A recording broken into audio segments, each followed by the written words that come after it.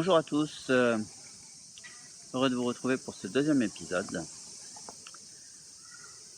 Alors, je vais refaire la petite intro. Il se trouve que ces 12 dernières années de ma vie ont été très riches, très fortes, pleines d'aventures, pleines de leçons, et que j'ai envie de vous les partager, épisode par épisode, petit à petit, gentiment. L'idée n'est pas de considérer que ce que j'ai fait est bien ou pas bien. L'idée n'est pas de considérer que c'est ça qu'il faut faire ou ne pas faire. L'idée, c'est juste de vous partager ce que je constate, ce que je vois, et puis après, vous en ferez ce que vous voulez, à savoir refuser, jeter aux orties, utiliser, vous mettre en colère, ressentir de l'empathie, de l'amour, peu importe. Voilà. Vous en ferez ce que vous voulez. C'est un peu comme devant un film, il y a des gens, même scène, qui vont rire et d'autres qui vont pleurer. Le film reste le même. Ben voilà, ce que je dis ne change pas, mais ce que vous en ferez sera votre histoire et pas la mienne. Et donc c'est aussi une invitation pour, dans les commentaires s'il y a, à ne pas être dans l'agressivité, ne pas être dans le jugement ou la condamnation. Après vous ferez comme vous voulez. En tout cas surtout pas dans l'insulte, sinon ça sera supprimé évidemment. Alors où j'en étais? Premier épisode, j'ai fait un état des lieux de qui j'étais et ce que je faisais en 2007. Cet état des lieux n'est pas totalement complet. Alors il est très factuel, donc je reprends. J'étais célibataire.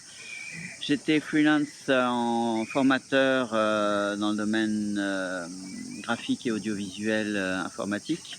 Et j'étais créateur de sites internet essentiellement et un peu de graphisme. Et je faisais du wadaiko depuis 3 ans. Wadaiko, tambour japonais. Voilà, le tableau n'est pas complet parce que je n'ai pas forcément parlé de la personnalité que j'avais à l'époque, si on peut dire comme ça, en tout cas de mes traits de fonctionnement ou de personnalité que j'avais à l'époque. Alors,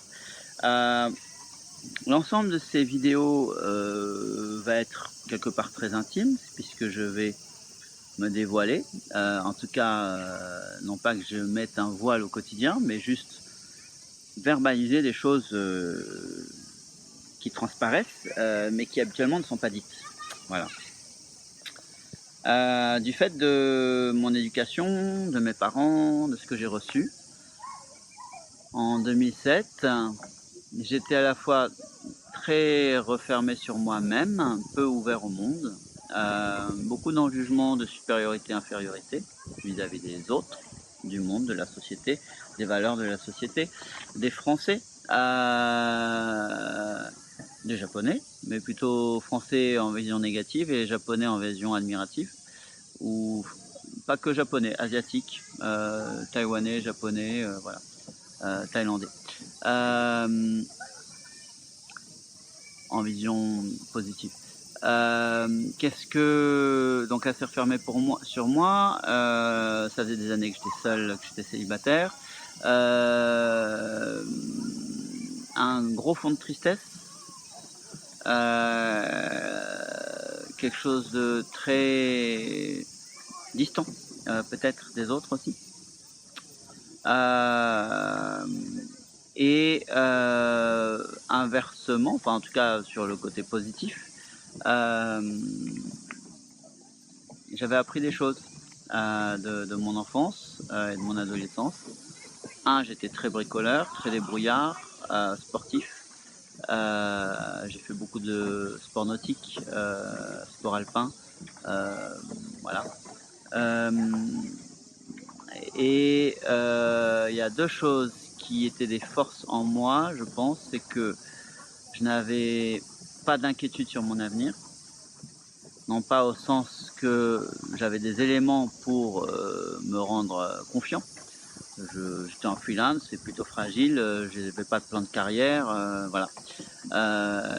Mais pour autant, j'ai fait une école Steiner de la 6e à la première, et je pense qu'une des qualités de ces écoles, c'est qu'elles apportent beaucoup de confiance en nos savoir-faire et en nos compétences. Et donc, j'étais pas inquiet sur l'avenir, sur ah, il faut absolument que je me trouve un boulot, il faut absolument que j'ai un patron, il faut absolument que je mette de côté ou je sais pas quoi. J'ai jamais eu ce type d'inquiétude. Ça, je pense que c'est une force, ça donne beaucoup de liberté. Ça permet d'essayer des choses à l'avenir incertain. Alors que s'il y avait cette peur, bah forcément, c'est refuge tout de suite sur un patron, un salaire, des choses comme ça. Deuxième chose,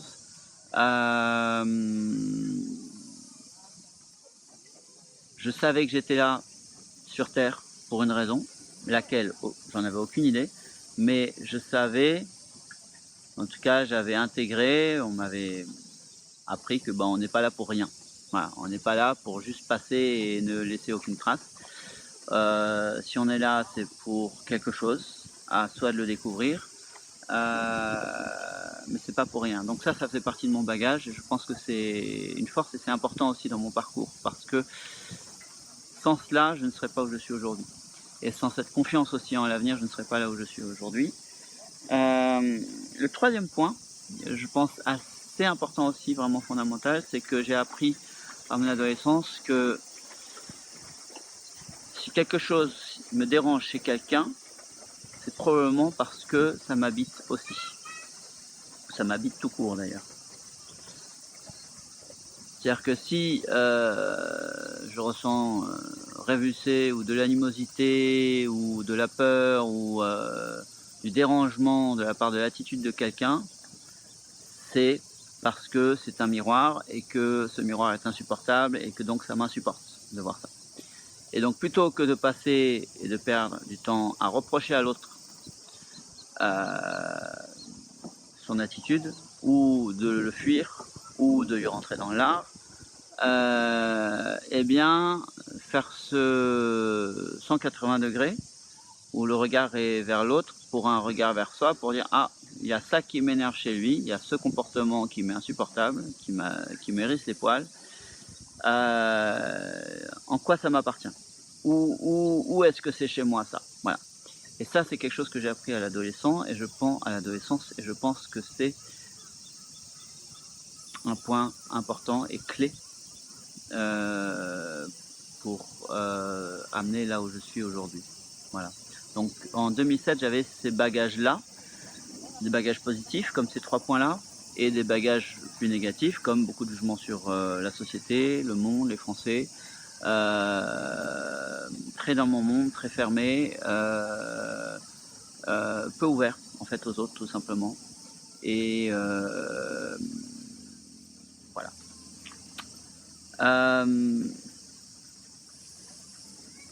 Il y a 2 éléments qui... Enfin, ouais. Il y a plusieurs éléments qui m'ont fait démarrer ce voyage de ces 12 dernières années.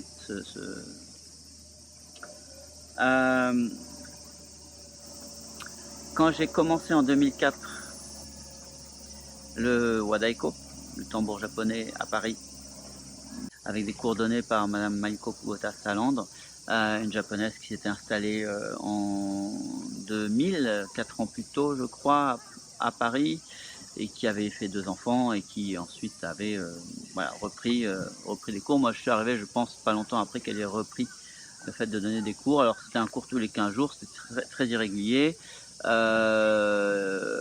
Les gens tournaient beaucoup, grosso modo je voyais des nouvelles têtes tous les 3 mois et au bout de 3 mois toutes les anciennes têtes avaient disparu quoi, à peu près. Ça c'était en 2004, 2005, 2006.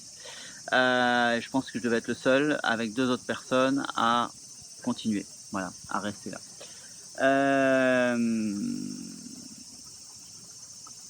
Quand j'ai démarré ces cours de Wadaiko, pour moi ça n'était pas qu'un loisir, il y avait une recherche de sens.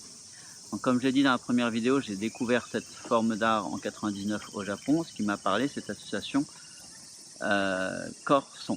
Le corps qui danse pour faire le son, ou c'est le son qui fait danser le corps, on ne sait pas trop. Lequel est l'œuf, lequel est la poule. Toujours est-il que le résultat m'a touché et m'a donné envie de faire ça.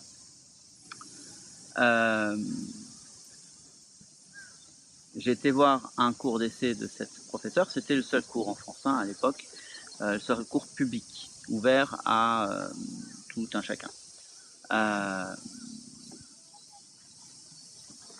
Je l'ai pas pris comme un loisir, je l'ai pris comme une activité de sens, qui est à la fois dans la pratique physique et à la fois dans la philosophie, on va dire ça comme ça. Ouais, je cherche mes mots. Être filmé, c'est... tous les mots s'en vont. Le mot est quelque part au bout de ma langue, mais il sort pas. Théologie? Non, ouais, si, ouais, bon, je sais pas. En tout cas, un truc profond qui touche à la vie, qui touche au sens et qui n'est pas juste une question musicale. Voilà. C'est comme ça que j'ai abordé le Wadaiko. Pourquoi? Peut-être parce que quand j'étais adolescent, j'ai fait pendant plusieurs années derviche tourneur. J'ai appris à faire l'activité de derviche tourneur, la pratique de derviche tourneur. Et derviche tourneur, c'est quoi? C'est une danse. C'est une pratique qui n'est pas religieuse, mais qui vise à connecter à Dieu, qui vise à connecter à l'infini. Et chez les derviches tourneurs, ça se passe par l'entraînement corporel. Ça se passe pas en étant à genoux derrière un banc dans une église. Je fais aucun jugement là-dessus, il n'y a aucun problème. Je suis pas religieux, donc faites comme vous voulez, mais qui se passe, et c'est ni mieux ni moins bien, c'est comme ça, par la pratique physique intensive, dure, où on va au-delà et on connecte à des choses. Voilà. En tout cas, c'est comme ça que je l'exprimais maintenant. Évidemment, adolescent, ça parlait moins. Mais toujours est-il que dans cette adolescence, il y avait ce maître de derviche tourneur, j'ai plus son nom, et des stages. J'accompagnais ma mère. Oui, c'est pas une activité que j'ai choisie en tant qu'adolescent. J'ai accompagné ma mère, mais pour le coup, j'en ai profité. En tout cas, il y a plein de choses que je comprenais pas, qui étaient des tortures psychologiques parce que je les comprenais pas. Genre la méditation, je comprenais pas la méditation, de penser à ne penser à rien, j'ai rien, voilà. Maintenant j'ai compris. Mais à l'époque non, et en même temps, j'ai associé le mouvement du corps à une pratique de sens. Voilà. Où c'est pas juste pour faire de la gym, c'est pas juste pour se muscler les biceps, c'est pas juste pour la santé, c'est pas juste pour le cœur, c'est pas juste une question physique, c'est aussi une question spirituelle. Voilà, spirituelle. C'est ça que je voulais dire. Donc quand j'ai abordé le Wadaiko en 2004, pour moi, il y avait cette association corps-esprit, physique et spirituel. Est-ce que c'est la professeure qui a amené ça? J'en sais rien. Toujours est-il que moi, j'y voyais ça. Et que quand j'ai regardé ce cours d'essai, j'y ai vu ça. Peut-être si j'avais vu le cours d'une autre professeure, je n'y aurais pas vu ça. Je ne sais pas. Toujours est-il que, à défaut de refaire l'histoire, je ne peux que considérer ce qui a été, et non pas imaginer ce qui n'aurait pas été. Et donc j'ai pris ma professeure comme maître. C'est pas quelque chose qui a été officiel, je l'ai jamais peut-être dit aussi, mais longtemps après.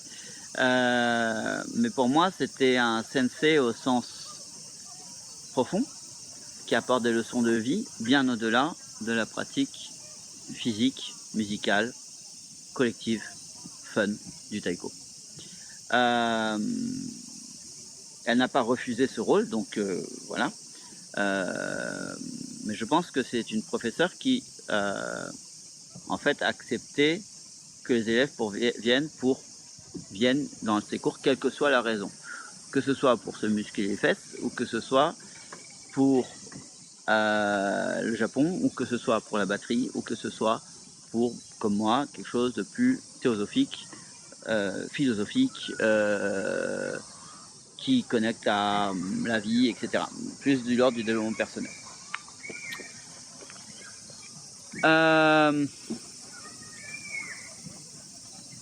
Je me souviens, j'ai un souvenir en 2006, fin d'année scolaire, puisque les cours étaient rythmés sur l'année scolaire, d'avoir eu cette sensation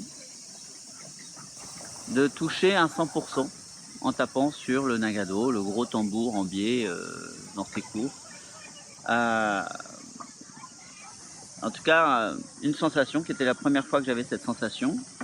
Et là où avant j'avais des sensations de retenue, où j'osais pas, ou je sais pas.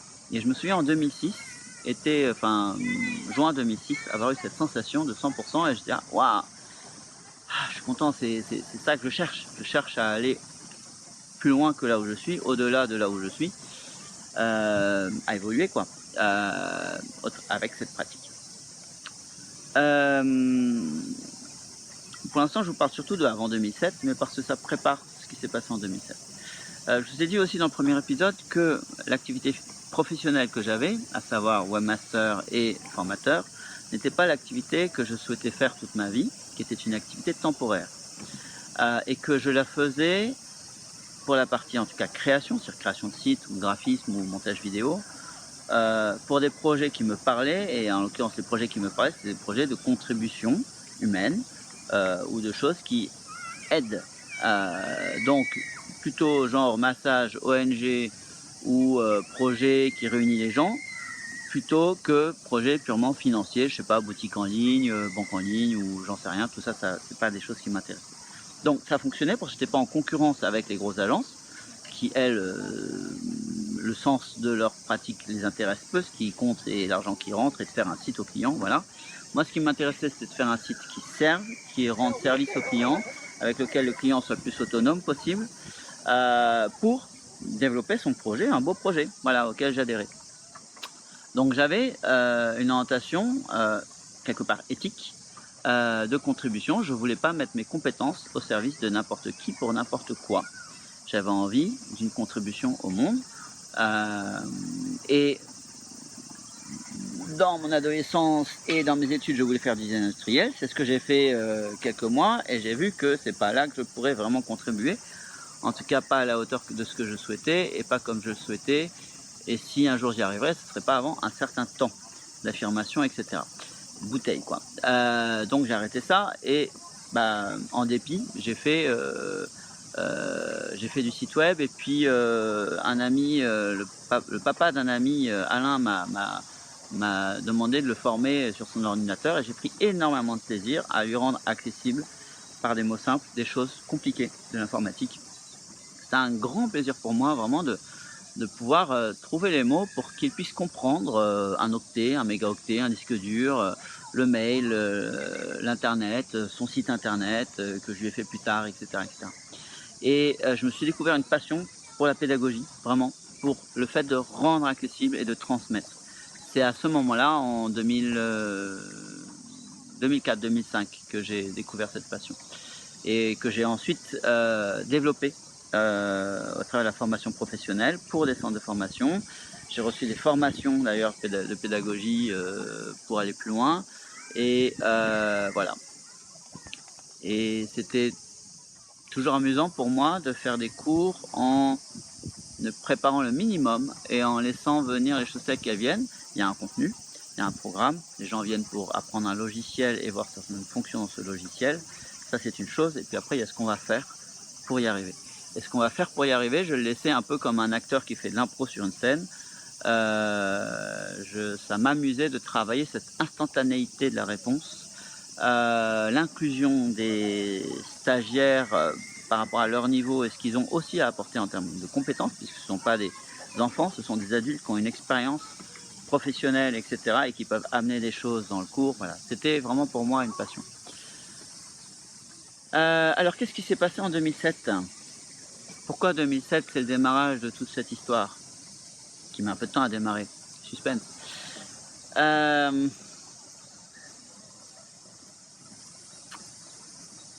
En 2007, j'étais pas très heureux dans ma vie. Encore une fois, célibataire, plutôt refermé sur moi-même. Oui, je faisais du wadaiko et ça me nourrissait, je trouvais des choses qui me faisaient grandir. Mais je me sentais pas bien dans la société française. Je trouvais les gens pas respectueux des autres, etc. Et j'avais envie d'aller vivre au Japon ou à Taïwan. Donc j'ai été Japon, j'avais déjà été en 99, donc j'ai été passer un mois à Taïwan fin 2006, début 2007, non, fin 2005, début 2006. sans connaître un mot de la langue, mais voilà, et je me suis éclaté. Et voilà, j'avais cette envie d'aller vivre au Japon ou à Taïwan ou peut-être Thaïlande, je connaissais aussi la Thaïlande, où je trouvais que les gens étaient plus respectueux, plus souriants,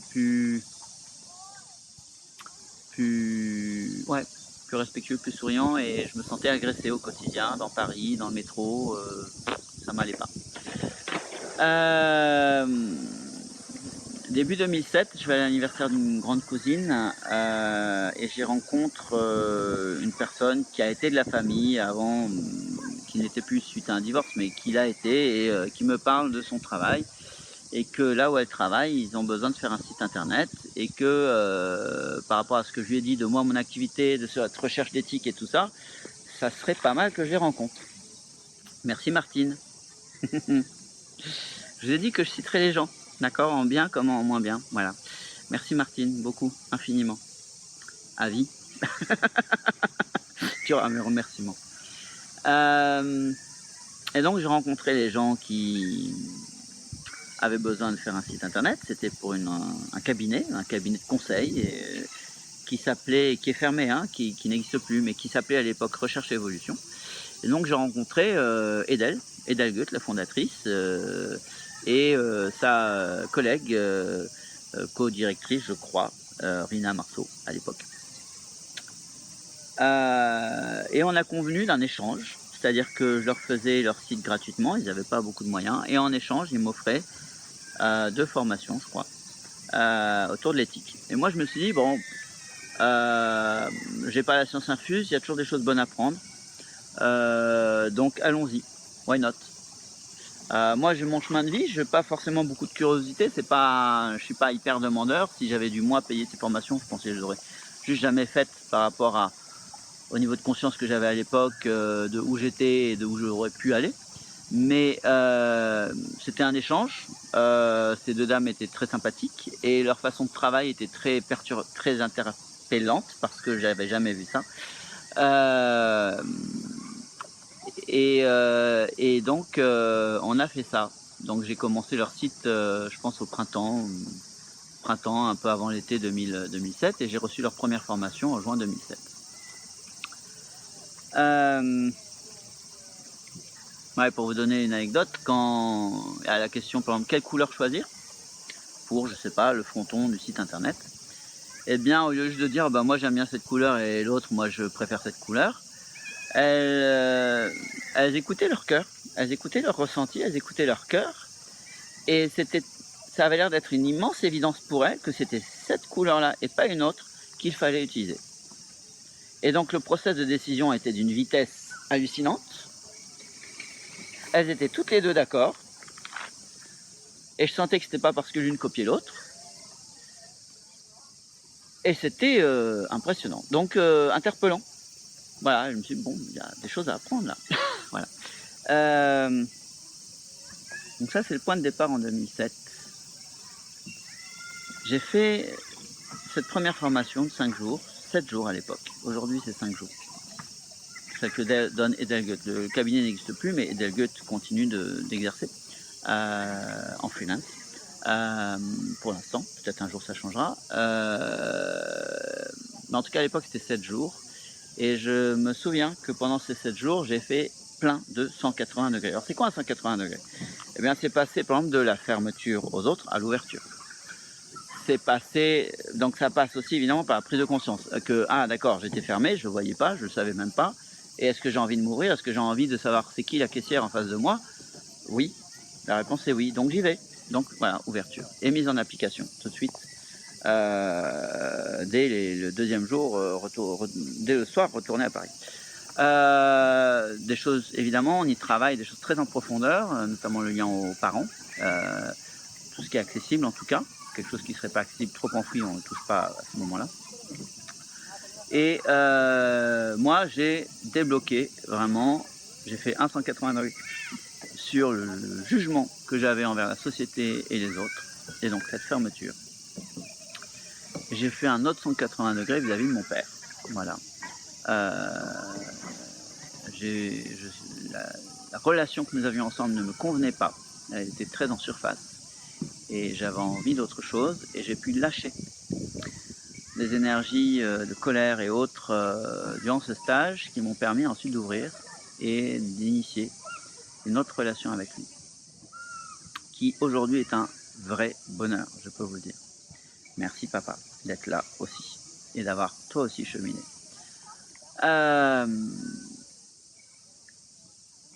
Voilà, pour faire simple, peut-être j'en oublie, 2 gros changements lors de cette formation.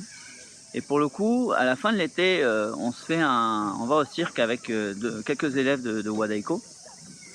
Diana, si tu m'entends, coucou Diana, qui fait toujours du Wadaiko, qui a fondé avec une amie elle,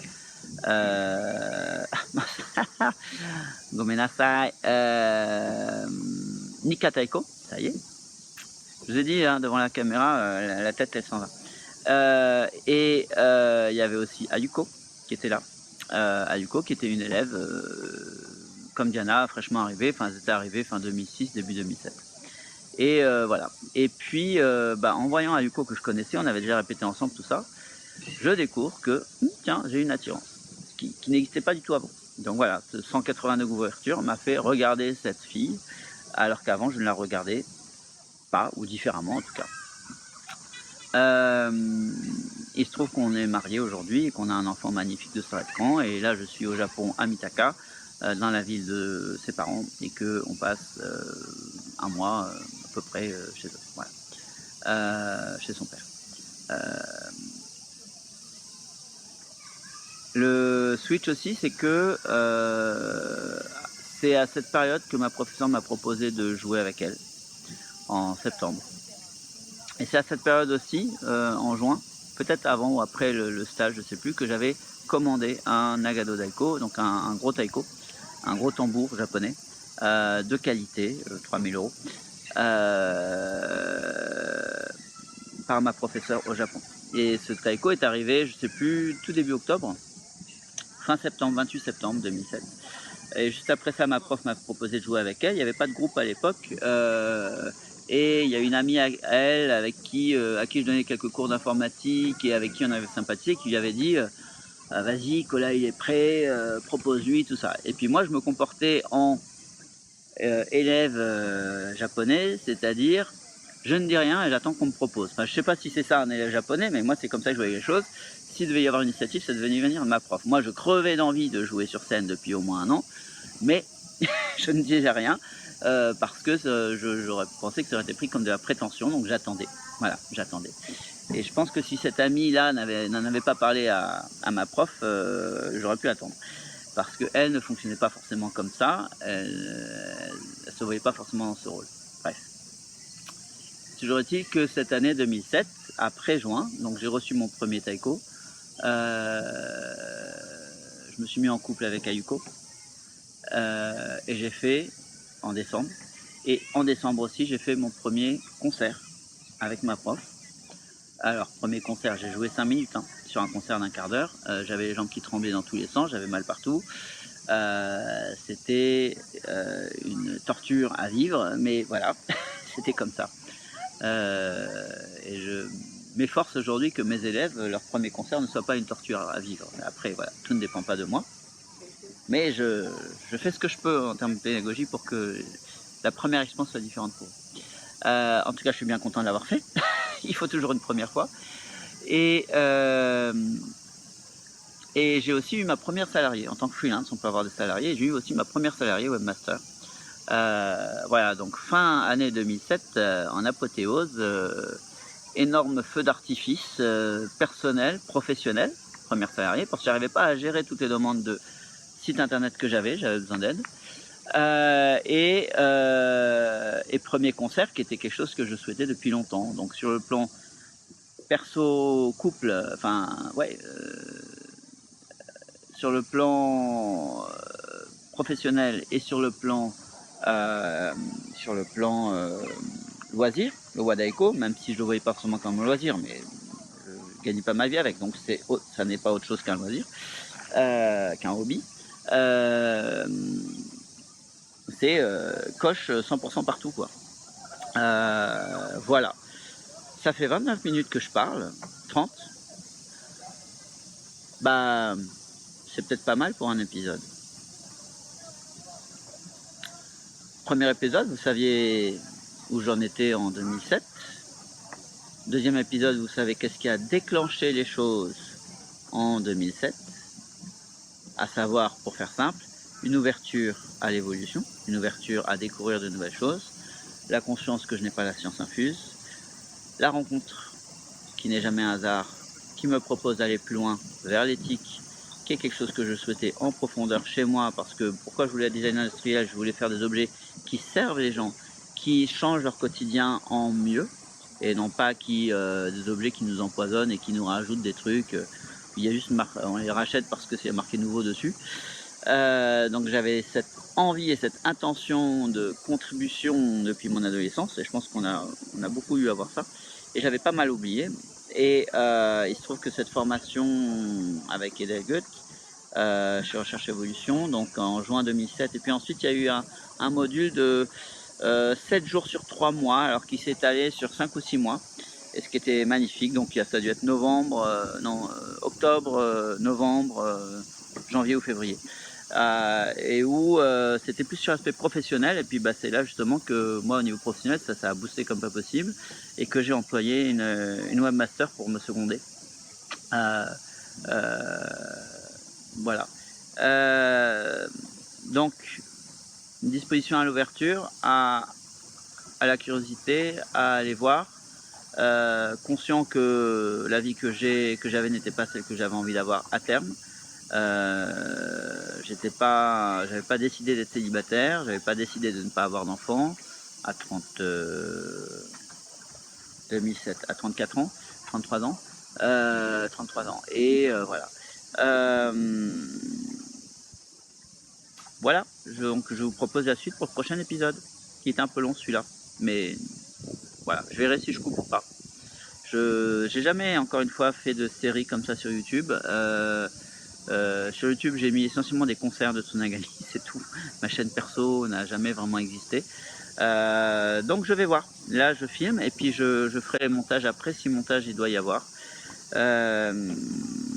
Pour ajouter les précisions, enlever des choses, en rajouter, je ne sais pas. On verra. Merci beaucoup, n'hésitez pas à laisser vos commentaires. Respectueux, en contribution s'il vous plaît.